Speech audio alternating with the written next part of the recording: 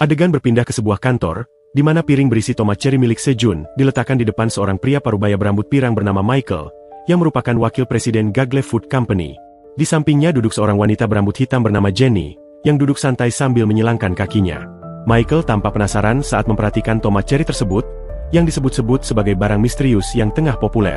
Jenny mengonfirmasi asumsi itu, menjelaskan bahwa dia mendapatkan tomat cherry tersebut dari kakaknya, yang merupakan anggota Phoenix Guild. Michael sebagai pemburu dapat melihat jendela status dari tomat cherry tersebut. Setelah melihat tomat cherry itu, Michael melemparkan buah tersebut ke piring dengan ekspresi penuh penghinaan. Tindakan itu membuat Jenny mempertanyakan apakah seorang wakil presiden Gagle Food Company, yang menguasai 39% pasar makanan global, telah kehilangan naluri bisnisnya. Michael merespons dengan ekspresi mengancam, seolah memperingatkan Jenny untuk berhati-hati dengan ucapannya. Namun, Jenny tetap tenang dan penuh percaya diri. Dengan gerakan cepat, dia menjentikan jarinya, dan sebuah hologram data mengenai tomat cherry tersebut muncul dari tabletnya. Michael tampak terkejut. Keringat mulai mengalir di dahinya saat dia menyadari betapa pentingnya data tersebut. Jenny kemudian menjelaskan bahwa meskipun perusahaannya gagal menemukan metode untuk menciptakan tomat cherry ini, data penelitian yang mereka miliki sangat luar biasa dan melampaui imajinasi siapapun. Michael, yang masih tampak terkejut, perlahan duduk kembali di kursinya dan bertanya mengapa Jenny menunjukkan data itu kepadanya. Jenny menjelaskan bahwa dia bersedia menjual data tersebut kepadanya sebagai imbalan untuk sebuah proyek rahasia yang sedang mereka kerjakan. Pengungkapan ini membuat Michael tertegun, dan dia mulai mempertanyakan bagaimana Jenny bisa mengetahui tentang proyek tersebut. Jenny hanya tersenyum kecil, memberikan kesan bahwa dia memiliki caranya sendiri untuk mendapatkan informasi. Jenny lalu mendekati Michael. Dengan senyuman di wajahnya, dia menawarkan sebutir tomat cherry kepada Michael dan menantangnya untuk memberikan pendapatnya tentang tawarannya. Michael, dengan senyuman nakal, menerima tomat cherry itu dan memasukkannya ke mulut. Dia tampak takjub dengan rasa manis dan lezat dari tomat tersebut. Michael tertawa terbahak-bahak, sementara Jenny tetap berdiri di sampingnya dengan ekspresi yang tidak berubah. Seolah-olah bermain-main, Michael meminta tomat cherry lainnya kepada Jenny. Namun, Jenny dengan nada kesal mengingatkan bahwa tomat cherry itu adalah miliknya, dan dia telah memakannya. Jika Michael ingin mendapatkan lebih banyak, dia menyarankan agar Michael pergi ke menara dan mendapatkan tomat tersebut sendiri. Sejun duduk dengan tekun, menulis sesuatu di tanah menggunakan sebuah tongkat, sementara semua kelinci dan Theo mengamatinya dengan penuh rasa ingin tahu. Di lantai 99 ini, mereka tak bisa mengharapkan bantuan dari luar dan harus mempersiapkan diri dengan baik untuk bertahan hidup di sini. Dia kemudian mengalihkan pandangannya ke lubang gua, menyadari bahwa mereka harus mengetahui keadaan sekitar untuk menjaga keselamatan mereka. Setelah itu, Sejun menoleh dan bertanya kepada Theo mengenai lingkungan di luar gua. Dia ingin tahu apakah ada monster yang berada di dekat gua. Theo, dengan kedua tangannya terbuka, menjawab bahwa tidak ada monster di dekat gua, meskipun ada satu yang sedikit lebih jauh. Sejun pun semakin penasaran dan bertanya jenis monster apa yang dimaksud. Dengan wajah serius, Theo menjawab bahwa itu adalah beruang raksasa berwarna merah. Mendengar nama tersebut, tubuh Sejun terasa merinding, teringat akan beruang raksasa yang hampir saja membunuhnya ketika bulan biru ketiga muncul. Theo menceritakan bahwa setiap kali dia melewati beruang itu, beruang tersebut selalu menatapnya dengan tatapan yang seolah ingin memakannya. Sementara kelinci hitam dan kelinci putih mencoba menenangkan Theo, Sejun mulai berpikir khawatir. Seperti yang dia duga, dia hanya aman di dalam gua ini. Sejun menyadari bahwa dia harus menjadi lebih kuat secepatnya. Pandangannya beralih ke Ratu Lebah yang sedang menikmati nektar dari bunga tomat, hidup dengan penuh kenikmatan. Sementara itu, dari belakang, Theo terlihat menirukan suara geraman beruang merah yang membuat kelinci hitam ketakutan. Sejun melanjutkan pikirannya, menyadari bahwa ribuan bunga tomat akan segera mekar, dan dengan semakin banyaknya bunga, jumlah lebah madu beracun juga akan bertambah. Jika itu terjadi, dia bisa memanfaatkan pasukan lebah madu beracun untuk berpatroli di sekitar gua, memastikan tidak ada monster yang mendekati pintu gua. Selain itu, dia juga bisa meminta lebah untuk mengikat tali dari daun bawang yang bisa dia buat, dan menggantungkan tali itu pada pohon di luar gua. Dengan cara ini, dia bisa keluar dari gua dengan aman. Dengan wajah penuh keyakinan, Sejun menyatakan bahwa agar semua rencana ini berhasil, dia harus menjadi lebih kuat. Kemudian, Sejun berdiri, memegang paha dan mengarahkan pandangannya kepada Theo, memberitahunya bahwa dia memiliki misi yang sangat penting. Theo, dengan antusias, ingin tahu misi apa yang dimaksud. Sejun dengan wajah ceria menunjuk ke arahnya dan berkata bahwa ini adalah misi yang sangat krusial, yang hanya bisa diselesaikan oleh seekor saudagar kucing, dan bertanya apakah Theo bisa melakukannya. Mendengar itu, Theo semakin bersemangat dan menjawab bahwa Sejun bisa mempercayainya, apapun misinya.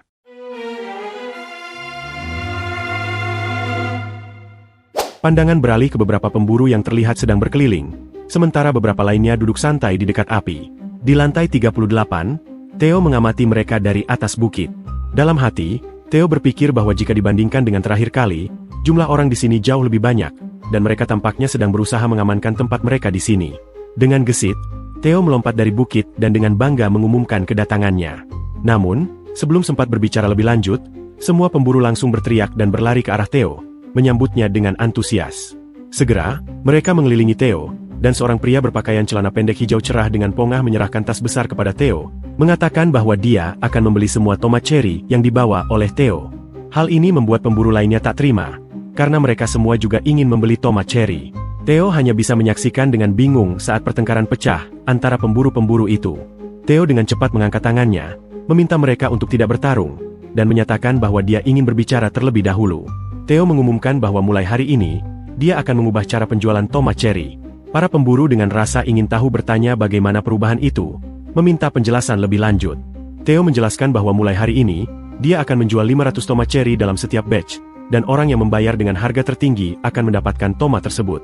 Theo melanjutkan, menjelaskan bahwa mereka yang tidak memiliki uang bisa pergi saja sambil membawa ember penuh tomat cherry, yang juga terbuat dari daun bawang. Dia menambahkan bahwa lelang dimulai sekarang dengan harga awal 35 koin menara per buah. Sementara itu, Sejun terlihat duduk, mengamati kelinci-kelinci yang bekerja. Sejun merasa yakin bahwa idenya tentang lelang ini akan berhasil. Dia berbagi pemikirannya dengan kelinci hitam, yang sedang memegang cangkir dari daun bawang. Sejun dan kelinci hitam menikmati minuman madu tomat cherry mereka, sambil mendiskusikan rencana mereka. Setelah menyelesaikan minumannya, Sejun meregangkan tangannya untuk relaksasi dan mengatakan bahwa dia juga memiliki misi penting lainnya untuk Theo. Tiba-tiba, sebuah quest muncul di depan Sejun yang berasal dari pengelola menara. Quest ini mengharuskan Sejun untuk memberikan secangkir jus tomat ajaib yang sudah ia campurkan dengan madu, minuman yang baru saja ia nikmati. Sebagai imbalan atas tugas tersebut, Sejun akan mendapatkan keterampilan terkait pekerjaan yang sangat berguna. Dengan wajah cemas, Sejun berpikir bahwa memeras tomat cherry akan memakan waktu cukup lama dan ia harus segera bekerja.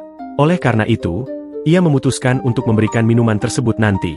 Namun, semakin banyak jendela quest muncul, memintanya untuk memberikan minuman itu segera, bahkan dengan janji hadiah yang sangat mengesankan dan memperingatkan bahwa ia akan menyesal jika menunda. Kebingungan, Sejun bertanya-tanya apakah pengelola menara mencoba menyogoknya dengan imbalan quest, atau apakah pengelola menara itu benar-benar menginginkan jus tersebut. Namun, pengelola menara tetap mendesak Sejun untuk memberikannya jus itu. Setelah berpikir sejenak, Sejun tersenyum dan berkata pada pengelola menara untuk menunggu sebentar. Ia kemudian berjalan menuju tanaman tomat. Sesampainya di sana, Sejun memberikan jus itu kepada kelinci putih, sementara kelinci lainnya tampak menikmati minuman tersebut dengan gembira. Sejun kemudian berjongkok di samping sebuah lubang yang penuh dengan tomat cherry yang tertutup selimut dari daun bawang. Ia mengambil beberapa tomat cherry dan meletakkannya di dalam ember. Sejun menutup matanya, menggenggam sekumpulan tomat cherry, dan dengan tenaga besar, ia mulai memerasnya. Jus tomat yang terkumpul ia tuangkan ke dalam gelas dari daun bawang. Sejun memanggil Ratu Lebah dan memintanya untuk menghasilkan madu. Dengan senang hati, Ratu Lebah mengeluarkan madu manis dari mulutnya dan dengan bangga menuangkannya ke dalam jus tomat, sementara Sejun menyaksikan dengan sukacita. Akhirnya, jus spesial Sejun pun siap. Ia menyajikannya dengan sedotan yang juga terbuat dari daun bawang. Sejun lalu memberitahu pengelola menara bahwa jus itu sudah siap. Tiba-tiba, jus itu lenyap dari tangan Sejun, menandakan bahwa quest tersebut telah selesai. Di sisi lain, kita melihat pengelola menara sedang menikmati jus spesial Sejun dengan penuh kebahagiaan. Setelah menyeruput jus itu dengan lahap, ia merasa rasanya sangat nikmat, bahkan tersenyum dengan mulut terbuka seolah berada di surga. Dengan rasa penasaran, Sejun membuka hadiah quest dan menerima keterampilan unik yang disebut peternakan lebah. Dengan keterampilan ini, Sejun menjadi pemilik dari semua lebah beracun dan dapat memerintah mereka dengan bebas. Seiring meningkatnya level keterampilan, Sejun bahkan bisa memiliki lebih dari satu sarang lebah dari para ratu lebah. Melihat keterampilan ini, Sejun merasa sangat bahagia dan bersemangat, mengepalkan tangannya. Dengan senang hati, Sejun menatap langit dan mengucapkan terima kasih kepada pengelola menara. Melihat Sejun yang begitu senang, pengelola menara pun ikut merasa bahagia dan sedikit tersipu, merasa senang karena pujian pertama yang diterimanya dari Sejun. Jari-jarinya terus bergerak mengelilingi gelas saat ia berbaring di lantai, tersipu malu, sembari mengamati Sejun melalui kristalnya. Namun, suasana romantis itu terhenti ketika Sejun mengungkapkan rasa penasarannya, bertanya apakah pengelola menara adalah seekor babi bersayap, mengingat seleranya yang begitu besar. Begitu mendengar ini, suasana romantis yang tercipta pun langsung hancur. Pengelola menara menjadi marah, memaki-maki Sejun dan kemudian notifikasi menghilang, meninggalkan Sejun yang kebingungan. Adegan kemudian berpindah. Kali ini menampilkan para pemburu yang masih terkejut dengan lelang tomat yang baru saja dimulai. Di antara mereka, Dong-shik tampaknya yang paling terkejut dan cemas. Ia menyadari bahwa jika ia tidak bisa mendapatkan tomat cherry hari ini, citranya sebagai ayah yang peduli akan hancur. Dalam keadaan panik, Dong-shik memecah keheningan dengan berseru untuk memulai lelang dengan tawaran 41 koin menara per tomat. Seorang anggota lain mengungkapkan kekhawatirannya, bertanya apakah mereka sudah melebihi anggaran. Dong-shik menjawab bahwa mereka akan memikirkan anggaran nanti, tetapi yang paling penting sekarang adalah mengamankan tomat cherry. Namun, pria dengan celana pendek hijau meningkatkan tawarannya menjadi 45 koin, yang membuat Dong-shik terkejut. Tak lama kemudian, harga terus melonjak, mulai dari 45 koin hingga 60 koin menara. Melihat ini, Dong-shik dan gadis yang berdiri di sampingnya semakin cemas. Dong-shik sadar bahwa ia tidak membawa cukup banyak koin menara, dan mulai bertanya-tanya, apakah ia masih bisa mengamankan tomat tersebut. Seorang pria dari belakang berteriak menawarkan 100 koin menara per tomat, yang membuat semua orang terkejut. Ternyata, itu adalah Michael, wakil presiden dari perusahaan makanan gourmet yang pernah mereka temui di episode sebelumnya. Michael melanjutkan dengan senyuman licik, mengungkapkan bahwa ia akan membeli seluruh 500 tomat cherry dengan harga 100 koin menara per buah. Theo, yang menyaksikan, bertanya apakah ada yang akan menaikkan tawaran. Namun dalam keheningan itu, Theo akhirnya mengumumkan bahwa seluruh tomat cherry tersebut telah terjual kepada Michael. Masih terkejut, Dong-shik bertanya-tanya mengapa Michael, yang dikenal sebagai ahli dalam dunia perburuan, bisa hadir di sini. Namun, kemudian ia menyadari ada seorang anggota dari Guild Phoenix yang berdiri di belakang Michael. Dong-shik dengan marah bertanya apa yang dilakukan anggota tersebut di sini, sementara anggota itu menundukkan kepala dan dengan sopan meminta maaf. Ia menjelaskan bahwa adiknya yang merupakan direktur dari sebuah perusahaan farmasi, telah memerintahkan agar dia mengantarkan Michael ke tempat di mana pedagang pengembara berada. Dong-shik pun menyadari bahwa jika Michael dan adiknya bekerja sama, maka akan sangat sulit bagi mereka untuk bersaing dengan dua sosok berpengaruh tersebut. Sambil menggertakkan giginya, Dong-shik memutuskan untuk setidaknya memenangkan beberapa tomat cherry di 2 putaran lelang berikutnya. Dengan bangga, Theo mengumumkan bahwa ia akan memulai lelang untuk batch tomat cherry berikutnya. Pada ronde kedua lelang untuk 500 tomat cherry berikutnya, Theo memulai lelang dengan harga awal 35 tower coin. Kim Dong-shik, yang sangat bertekad untuk memenangkan batch ini, segera menaikkan tawarannya menjadi 60 tower coin. Namun, Michael membalasnya dengan tawaran 100 tower coin, membuat Dong-shik terkejut dan ternganga. Dalam keadaan panik, dia mengguncang kerah temannya dan bertanya, apakah ada tower coin yang bisa dipinjam. Para pemburu lain sudah menyerah, tak mampu bersaing dengan kekayaan Michael. Theo menghitung 2 kali dan kemudian mengumumkan bahwa tawaran Michael diterima, dan dia berhasil membeli batch kedua tomat cherry itu.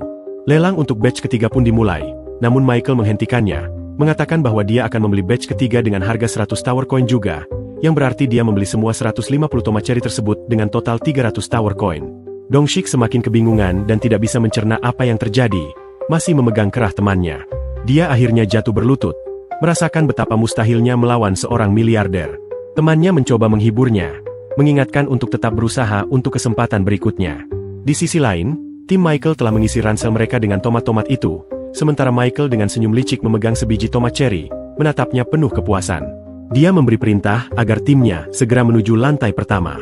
Sementara itu, Theo sedang mengemas uangnya ketika gadis yang sebelumnya memberinya curu datang menghampirinya bersama temannya. Theo segera menunjuk dan menyebut nama gadis itu setelah berpikir sejenak, menyebutnya Boha. Suha tidak keberatan dan mengonfirmasi bahwa dia benar. Suha kemudian menawarkan curu dan bertanya, apakah mereka bisa berfoto bersama lagi hari ini. Kali ini, Theo menahan diri untuk tidak langsung mengambil curu tersebut dan menolak dengan sopan, mengungkapkan bahwa dia lebih memilih secangkir kopi sebagai imbalan jika mereka ingin berfoto bersama. Suha mengeluarkan sebuah kemasan kopi dari tasnya, yang ternyata adalah kopi campuran yang tepat sesuai dengan yang diminta Theo. Setelah itu, Theo bertanya apakah Suha kebetulan memiliki garam dan merica. Suha dan temannya berpikir sejenak, lalu mereka memberikan garam dan merica yang mereka punya. Theo berterima kasih dan menerima pemberian mereka. Tanpa diketahui oleh Suha, ini semua adalah bagian dari misi yang diberikan Sejun kepada karyawan kucing pedagangnya. Sejun meminta kucing pedagang untuk meminta garam, merica, dan kopi jika ada orang yang ingin berfoto dengannya.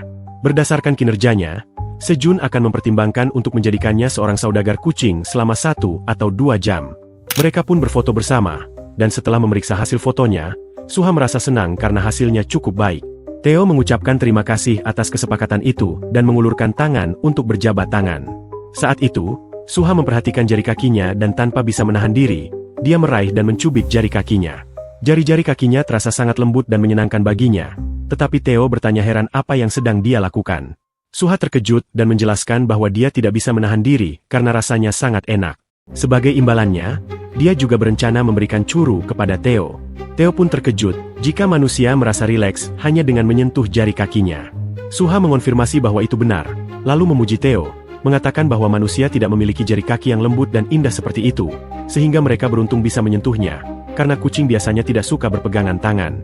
Penemuan ini membuat Theo terkejut, menyadari bahwa dia telah menemukan hal baru yang bisa dimanfaatkan untuk mendapatkan lebih banyak keuntungan.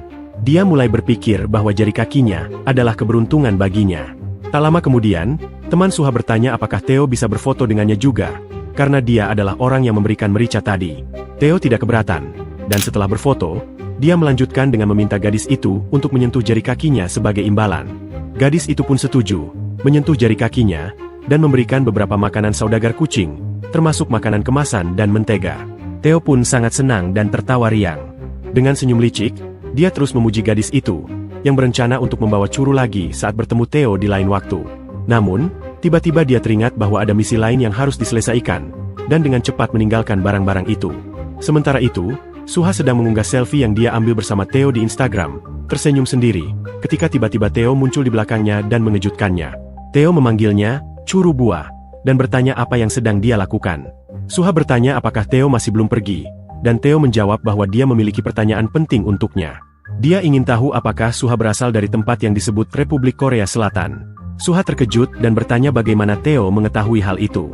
Theo menjawab bahwa dia mengetahuinya karena mencium bau yang familiar dari Suha. Suha belum sepenuhnya memahami apa yang dimaksud, tetapi Theo meminta bantuannya, meski Suha tidak tahu apa yang diminta Theo. Kembali di Gua Sejun, lebah-lebah madu yang beracun tengah mengumpulkan nektar dari bunga tomat cherry, sambil juga membantu penyerbukan, sementara Sejun mengawasi mereka dengan seksama. Mereka tidak hanya mengumpulkan nektar, tetapi juga menyimpan madu yang mereka hasilkan ke dalam botol air milik Sejun. Setiap mililiter madu yang mereka berikan membuat keterampilan beternak lebah milik Sejun meningkat sedikit demi sedikit. Seiring dengan setengah terisinya botol, keterampilan beternak lebahnya berkembang dari level 1 ke level 2. Sejun merasa prosesnya berjalan dengan baik. Populasi lebah madu terus berkembang, dan keterampilan beternaknya pun meningkat pesat. Selain itu, ratu lebah kini mulai bertelur setelah meminum jus khusus dari Sejun, yang sudah lama tak dilihatnya, membuatnya merasa rindu. Perubahan yang agak kabur juga terlihat pada deskripsi keterampilan beternak lebah. Meskipun Sejun belum tahu apakah perubahan ini akan memberikan dampak yang berarti. Botol madu itu pun hampir penuh, dan Sejun menyadari bahwa dia membutuhkan wadah lain untuk menyimpannya. Saat ini, waktu untuk memanen wortel telah tiba.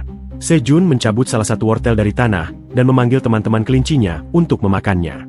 Begitu mendengar panggilan itu, mereka langsung berlari mendekat, sementara Sejun terus memanen wortel agility satu persatu, mendapatkan 10 XP untuk setiap wortel yang dipanen, sekaligus meningkatkan keterampilan panennya yang kini mencapai level 2. Melihat wortel yang sudah matang, kelinci-kelinci itu tak bisa menahan kebahagiaannya.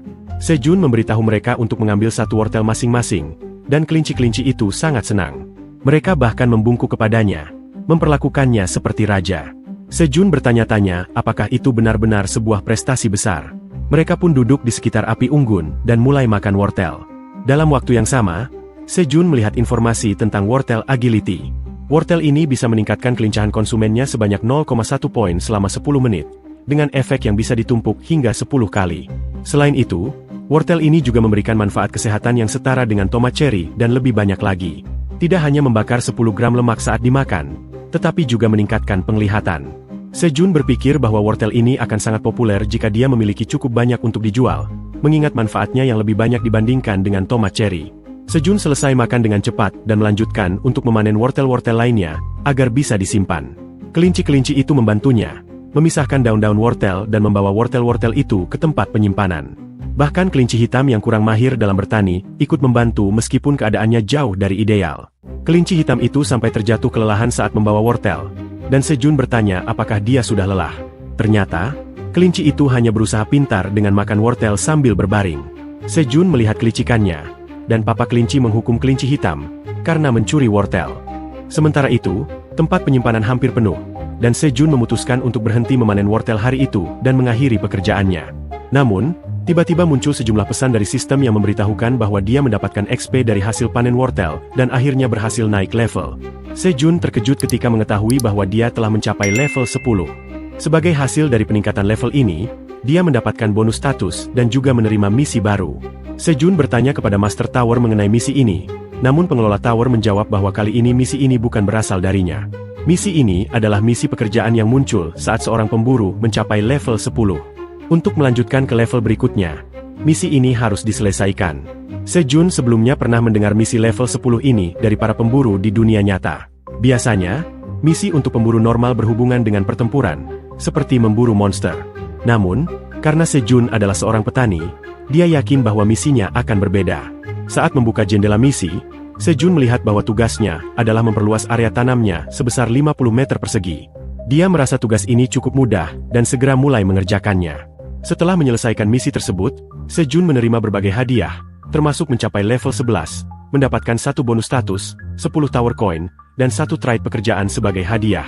Sejun merasa sangat senang karena tugas tersebut telah selesai, meskipun ternyata lebih melelahkan dari yang dia perkirakan.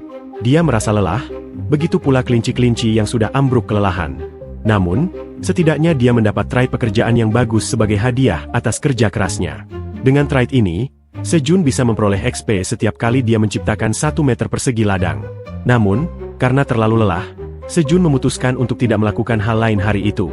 Dia memberitahu kelinci-kelinci agar beristirahat dan melanjutkan pekerjaan mereka esok hari. Ketika dia menuju tempat tidurnya, kelinci-kelinci itu juga menuju ke liang mereka. Namun, orang tua kelinci menghalangi mereka masuk dan menutup pintu di wajah mereka. Kelinci-kelinci itu pun merasa sedih dan terkejut. 2 dari mereka mengetuk pintu, sementara yang lainnya duduk menangis. Sejun yang mendengar suara mereka datang dan menyadari bahwa mereka telah diusir dari rumah. Namun, karena mereka sudah dewasa, ini saat yang tepat bagi mereka untuk mandiri. Kelinci-kelinci itu tidak terlalu merasa terhibur dengan perkataan Sejun, dan dia pun berkata bahwa sudah terlambat untuk membuat liang baru sekarang. Jadi hari ini mereka bisa tidur bersamanya. Kelinci-kelinci itu sedikit terhibur dan setuju dengan rencana tersebut. Akhirnya, malam itu, Sejun tidur di tempat tidurnya dengan kelinci-kelinci itu yang tidur di sekelilingnya. Sementara itu, di tempat Theo, Dongshik merasa stres dan khawatir. Dia tahu bahwa putrinya akan kecewa jika kali ini dia gagal membawa tomat cherry. Tiba-tiba, Suha muncul bersama Theo, mengejutkan Dongshik karena melihat kucing pedagang masih berada di sana.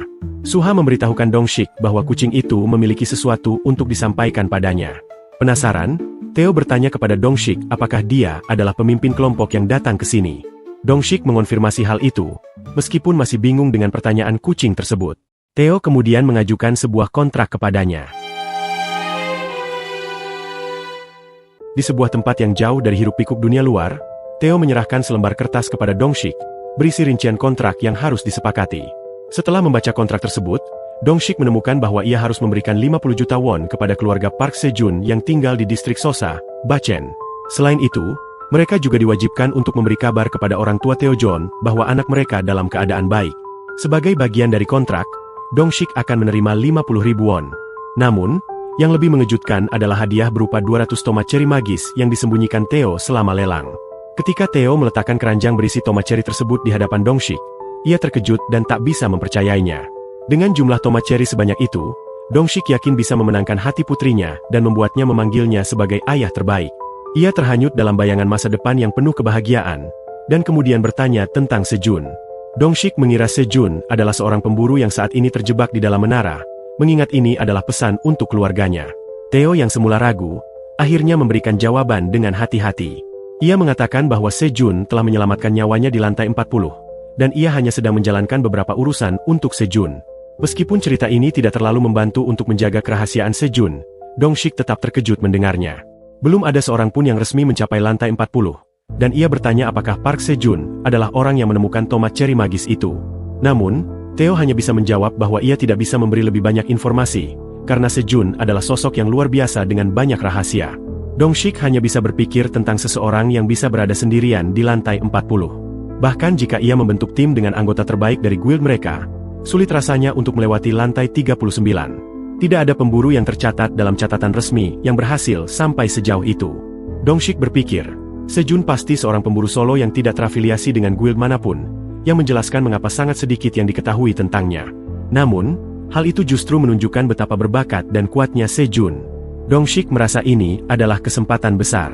Dengan kontrak ini sebagai alasan, ia yakin bisa tetap berhubungan dengan Sejun, dan jika beruntung, mungkin mereka bisa merekrutnya ke dalam guild mereka. Tidak hanya itu, mereka juga mungkin bisa mendominasi distribusi tomat cherry yang pasti akan semakin sulit didapat di masa depan. Dongshik dan Theo pun menandatangani kontrak tersebut, dan perjanjian itu resmi. Dongshik menyatakan bahwa perjanjian yang ditandatangani di dalam menara tetap berlaku di luar menara, tetapi untuk memberikan informasi yang lebih akurat, ia ingin bertemu dengan saudagar kucing setelah 10 hari. Ia juga memberitahukan kepada saudagar kucing untuk memberitahu Sejun bahwa Kim Dongshik, pemimpin Phoenix Guild, adalah orang yang bertanggung jawab untuk menyampaikan kabar untuk orang tua Sejun. Sementara itu, di Gua Sejun, kelinci-kelinci muda yang baru saja diusir dari rumah orang tua mereka, mulai membangun tempat tinggal baru mereka. Ketika kelinci hitam menarik Sejun menuju rumah-rumah yang baru mereka buat, Sejun terkesima melihat bahwa rumah-rumah tersebut jauh lebih baik daripada rumah mereka yang pertama. Sejun memuji mereka, terutama atap rumah yang terbuat dari daun bawang, serta dinding yang tampak mirip dengan struktur rumah mereka sebelumnya. Ia menyadari bahwa kelinci dengan sekop dan kelinci dengan sabit pasti bekerja paling keras dalam pembangunan ini, dan keduanya tampak sangat senang dengan pencapaian mereka. Selain itu, mereka juga membuat ruang kecil untuk beristirahat di antara pekerjaan, yang membuat Sejun berharap ia juga memiliki tempat seperti itu. Setelah memberi pujian pada kelinci-kelinci tersebut, Sejun mengusulkan untuk mengadakan pesta rumah baru, yang membuat semua kelinci sangat antusias. Hari-hari berlalu sejak kelinci-kelinci muda pindah dari rumah orang tua mereka, dan sekarang mereka telah membuat rumah sendiri. Sementara pasangan kelinci duduk bersama, menikmati hidangan perayaan, Sejun mengangkat gelas untuk merayakan kerja keras mereka. Ia meminum jus tomat cherry dan madu dari gelasnya, sementara kelinci-kelinci kecil membuat gelas dari wortel yang dilubangi. Sejun menuangkan jus ke dalam gelas kelinci hitam sebagai ucapan terima kasih, karena selalu menyediakan ikan berkualitas tinggi untuk mereka. Sejun pun memuji kecerdikan kelinci-kelinci tersebut, yang memikirkan cara menggunakan wortel berlubang sebagai gelas. Bahkan setelah minuman habis, ia bisa memakan gelas tersebut. Namun, pandangan Sejun teralihkan oleh pasangan kelinci yang tampak semakin mesra satu sama lain. Melihat hal ini, Sejun merasa ada yang mencurigakan. Ia berpikir tentang alasan mengapa orang tua kelinci mengusir mereka, dan akhirnya menyadari sesuatu. Sejun memberitahukan kelinci-kelinci bahwa mereka akan segera memiliki saudara baru, meskipun mereka tampak bingung dengan ucapan Sejun. Tiba-tiba, sebuah jendela sistem muncul di hadapan Sejun, memberitahu bahwa toko benih telah dibuka. Sejun merasa senang, karena ia baru ingat bahwa hari ini adalah tanggal jatuh tempo untuk benih yang sempat ia lupakan. Dengan antusias, ia membuka toko benih, berharap ada sesuatu yang menarik untuk dibeli.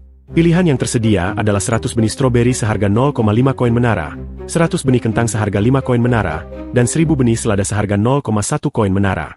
Dari ketiga pilihan tersebut, yang paling membuat Sejun bersemangat adalah kentang, karena ia ingin sekali membuat daging panggang yang dibungkus dengan daun selada. Namun, ia menyadari bahwa ikan tidak cukup untuk hidangan tersebut, dan tanpa daging lain, akhirnya ia memutuskan untuk membeli benih kentang. Sejun memilih opsi untuk membeli 100 benih kentang, dan 5 koin menara dipotong dari akunnya. Selain itu, ia mendapatkan 50 poin loyalitas toko benih, yang kini totalnya mencapai 56 poin, termasuk yang ia peroleh sebelumnya. Tak lama setelah itu, sebuah karung kentang besar jatuh dari langit, yang membuat Sejun terkejut, karena ia mengira yang jatuh adalah tas kecil. Ia hampir saja tertimpa karung tersebut, namun berhasil menghindar tepat waktu. Sejun menghela napas lega, merasa cukup takut pada momen tersebut. Kelinci-kelinci pun terkejut, dan papa kelinci terutama sangat marah karena istrinya merasa takut. Sejun meminta maaf, lalu mengambil sebiji kentang untuk melihat kualitasnya dan berpikir bahwa kentang itu tampak sangat lezat. Ia berencana untuk segera menanamnya agar dapat segera dipanen dan dimasak dengan berbagai cara. Rencananya adalah merebus, mengukus, dan bahkan membuat pankek kentang. Kelinci-kelinci pun mulai meneteskan air liur, mengikuti kegembiraan Sejun. Namun, Sejun kemudian memutuskan untuk memberi mereka waktu istirahat hari ini. Esok, mereka akan menanam semua tomat yang sudah dipanen. Kelinci-kelinci juga senang mendapatkan istirahat lebih awal. Sejun pun merasa penasaran apakah Theo sudah menyelesaikan tugas yang ia berikan. Ia berpikir bahwa Theo pasti sudah selesai dengan urusan yang ia tugaskan dan sedang menyelesaikan tugas terakhir yang diberikan Sejun. Theo berada di distrik pedagang pusat, yang mirip dengan sebuah kota pasar yang sudah mapan, dengan populasi yang sangat besar dan gedung-gedung tinggi. Beragam makhluk hidup dengan damai di sana, menjalani pekerjaan mereka tanpa merasa ada bahaya yang mengancam. Di salah satu toko, Theo sedang membeli barang-barang yang diminta oleh Sejun. Saat mengacak-acak barang-barang yang dijual, Theo menemukan sebuah wajan dan panci yang cukup bagus. Dia pun bertanya kepada pedagang anjing mengenai harga wajan tersebut, yang dijawab seharga 1,6 koin menara. Namun, Theo merasa harga tersebut terlalu mahal, sehingga meminta diskon. Setelah berpikir sejenak, pedagang anjing itu mengatakan bahwa karena dia belum pernah melihat Theo sebelumnya, dia mengira Theo bukan berasal dari lantai ini. Karena itu, dia memutuskan untuk bersikap murah hati dan menawarkan semua barang yang ada dengan harga 1,5 koin menara. Mendengar itu, Theo menunjukkan ekspresi kecewa, mengatakan bahwa harga tersebut masih terlalu mahal. Dia berbalik dan mulai berjalan pergi, menyatakan bahwa dia tidak akan membeli barang apapun. Pedagang anjing itu panik, khawatir kehilangan penjualan. Ia pun memanggil Theo untuk berhenti, mengatakan bahwa dia tidak bisa pergi begitu saja. Dalam kecemasannya, pedagang anjing itu akhirnya menyerah dan bersedia menjual barang-barang tersebut dengan harga 1,3 koin menara. Namun, Theo tetap pada harga yang dia tawarkan, yaitu 1,2 koin menara, atau dia akan pergi begitu saja. Pedagang anjing itu akhirnya menerima kesepakatan tersebut, menyatakan bahwa dia tidak bisa menawarkan harga lebih rendah lagi. Theo menaruh koin di atas tong Nearby, mengucapkan terima kasih kepada pedagang itu, lalu pergi membawa barang-barang yang baru dibelinya. Pedagang itu pun kagum dengan kemampuan Theo. Awalnya, dia mengira Theo adalah seorang pemula, namun ternyata Theo adalah seorang ahli dalam bernegosiasi. Saat pedagang itu memeriksa koin-koin yang baru diterimanya, dia menyadari bahwa koin tersebut basah dan meninggalkan jejak telapak tangan di tong tempatnya diletakkan. Ternyata, itu adalah keringat Theo yang terlalu gugup saat bernegosiasi. Sekarang, setelah berhasil keluar dari toko, Theo menghela napas panjang dan merasa puas. Dia berteriak kegirangan, mengatakan bahwa akhirnya dia berhasil membeli barang tanpa terlihat bodoh, meskipun orang-orang di jalan memandanginya dengan heran. Semua itu berkat Sejun yang memberinya pelajaran mendalam tentang cara bernegosiasi dengan bijak. Sejun pernah mengajarkan Theo 3 aturan emas untuk mendapatkan kesepakatan yang baik. Pertama, apapun harga yang ditawarkan oleh penjual, selalu minta diskon. Kedua, jika penjual menolak memberi diskon, tinggalkan saja. Dan ketiga, jika penjual menghentikanmu, mintalah diskon lagi hingga 3 kali. Sejun meyakinkan Theo bahwa jika dia mengikuti ketiga aturan itu, dia tidak akan tertipu. Dan terbukti, itu berhasil. Theo pun tertawa puas, merasa dirinya sekarang adalah seorang pedagang keliling yang tahu bagaimana cara mendapatkan diskon. Namun, saat Theo mencapai tikungan jalan, dia mendengar beberapa kata yang familiar. Betapa terkejutnya dia ketika melihat wajah yang sangat dikenalnya. Itu adalah Skaram, pedagang goblin yang pernah menipunya pada hari pertama sebagai pedagang keliling. Saat ini, Skaram sedang mencoba melakukan trik yang sama pada seorang pemula yang tampak tertipu dengan kata-katanya. Skaram memberitahu pedagang pemula tersebut bahwa ini adalah rahasia yang ia ungkapkan agar lebih banyak pedagang pemula bisa naik level. Melihat ini, Theo merasa marah, mengetahui bahwa penipu itu sedang beraksi lagi. Theo tidak menyia-nyiakan waktu, dipenuhi dengan amarah, dan mengepalkan tangannya. Suaranya menggelegar saat berteriak, membuat Skaram terkejut. Dengan tekad yang kuat, Theo mendekati Skaram, sementara Skaram terperangah, terlalu terkejut untuk bereaksi. Untuk mengendalikan situasi, Skaram segera mengubah sikapnya menjadi ramah dan meletakkan tangannya di bahu Theo, menunjukkan perhatian pada kondisi Theo. Namun, ia mendorong hidung panjang Skaram menjauh. Skaram masih berpura-pura tidak tahu apa-apa, bingung dengan tuduhan Theo yang menyebutnya penipu. Dan Theo semakin marah. Ia menunjuk pada pedagang pemula yang memegang sebuah gelas, yang merupakan barang yang sama dengan yang pernah dijual Skaram padanya, mengklaim bahwa itu adalah barang ajaib. Theo pun menuding langsung pada Skaram dan berteriak, menyebut barang itu sebagai barang sampah. Skaram semakin bingung dan cemas dengan tuduhan yang dilontarkan Theo, berpikir dalam hati bagaimana Theo yang dulu dianggapnya pemula kini bisa menjadi begitu berani. Namun, sebelum ia sempat melanjutkan kalimatnya, Theo meledak, memanggil penjaga kota dan menuduh Skaram sebagai goblin jahat yang mencoba menipu pedagang pemula. Tidak punya pilihan lain, Skaram meremas gelas itu dengan marah dan mengutuk Theo, bersumpah akan membalas dendam atas kegagalan rencananya. Ia pun segera melarikan diri. Sementara itu, Theo berdiri dengan bangga, merasa telah menggagalkan rencana penipuan tersebut. Pedagang pemula itu mengungkapkan rasa terima kasihnya dan bertanya dengan sopan mengenai nama Theo. Dengan bangga, Theo memperkenalkan dirinya sebelum meninggalkan tempat itu. Ia berjalan dengan sikap heroik, memperingatkan pedagang pemula agar lebih berhati-hati dan tidak jatuh lagi dalam penipuan, dan pedagang pemula itu mengucapkan terima kasih atas nasihatnya.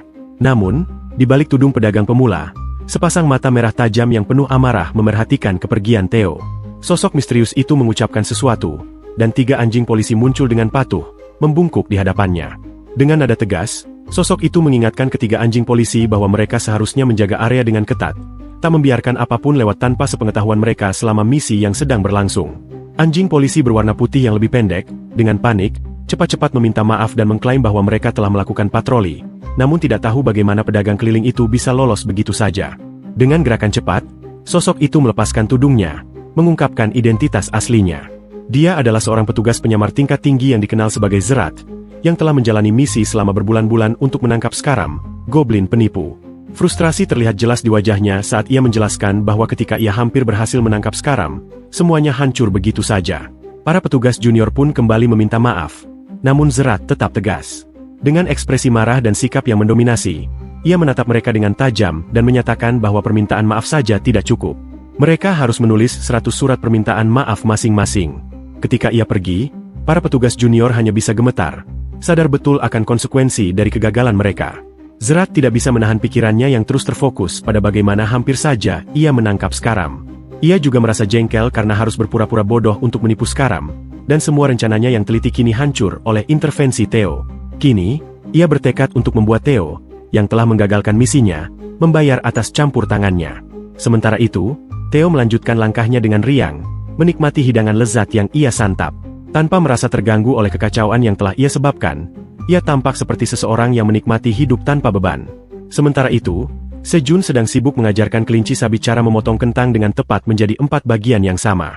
Setelah mengamati dan belajar dengan cepat, kelinci tersebut berhasil memotong kentang menjadi 4 segmen sempurna. Dengan tekad yang kuat, Sejun melanjutkan pekerjaannya, meletakkan 1 potong kentang di tanah dan menutupinya dengan hati-hati dengan tanah. Papa kelinci pun dengan tekun menyiram tanah tersebut, memastikan bahwa kentang yang baru ditanam itu mendapatkan cukup air. Sejun tersenyum lebar, lalu menoleh pada papa kelinci dan bertanya apakah ia tidak terkejut dengan kenyataan bahwa dengan hanya 100 kentang, mereka bisa menumbuhkan 400 kentang. Papa kelinci mendengarkan dengan saksama saat Sejun melanjutkan penjelasannya.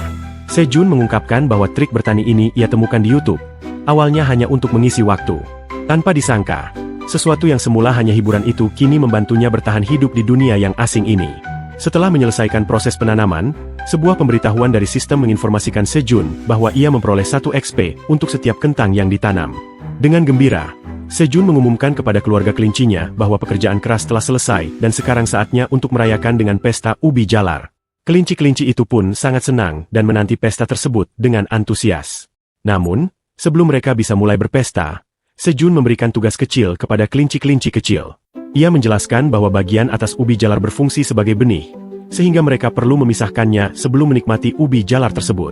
Bagian atasnya harus ditanam kembali di tanah, agar bisa tumbuh lagi di masa depan. Mendengar penjelasan itu, kelinci-kelinci kecil tampak sedikit kecewa dan terkulai lemas di tanah.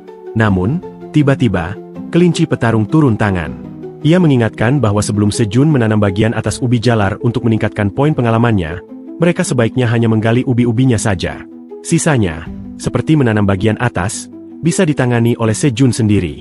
Kelinci-kelinci lainnya tertawa kecil sambil menutup mulut mereka, merasa terhibur.